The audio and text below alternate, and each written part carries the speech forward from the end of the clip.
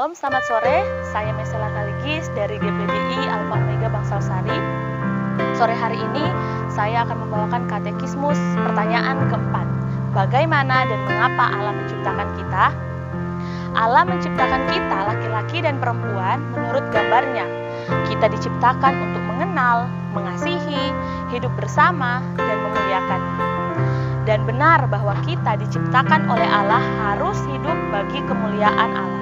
Kejadian 1 ayat 27, firman Tuhan berkata, maka Allah menciptakan manusia itu menurut gambarnya. Menurut gambar Allah diciptakannya dia, laki-laki dan perempuan diciptakannya mereka. G.C. Ryle menafsirkan, kemuliaan Allah adalah hal yang pertama yang harus dirindukan oleh anak-anak Allah.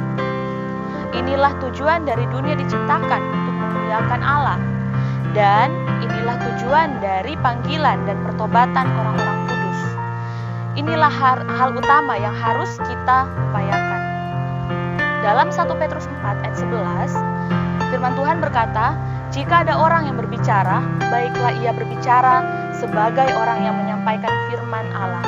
Jika ada orang yang melayani, baiklah ia melakukannya dengan kekuatan yang dianugerahkan Allah, supaya Allah dimuliakan dalam segala sesuatu karena Yesus Kristus. Ialah yang mempunyai kemuliaan dan kuasa sampai selama-lamanya. Amin.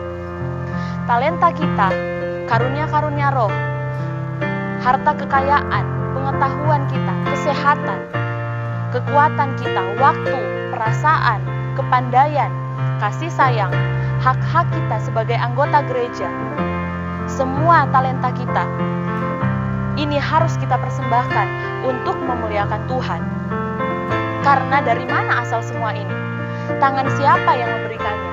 Jawabannya adalah dari Tuhan. Tuhan yang memberikannya. Semua yang ada pada kita adalah pinjaman dari Tuhan. Kita adalah pelayan Tuhan.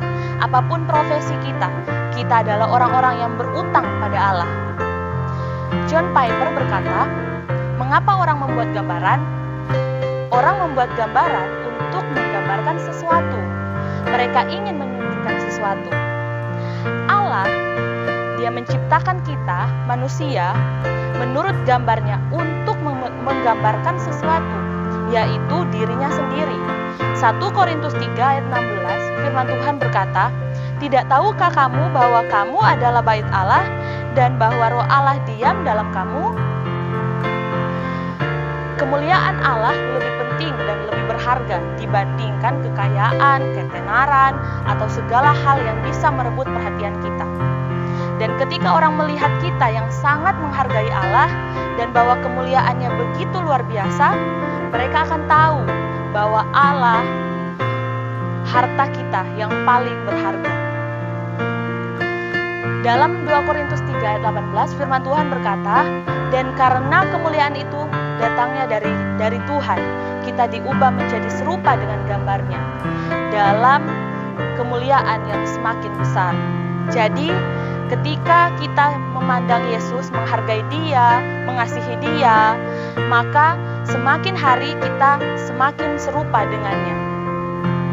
Ketika Allah berkata bahwa dia menciptakan manusia laki-laki dan perempuan untuk memuliakan Allah, artinya bahwa hanya supaya manusia melahirkan generasi ke generasi, tetapi supaya generasi yang dilahirkan itu berada di dalam komunitas yang baik untuk memuliakan Tuhan.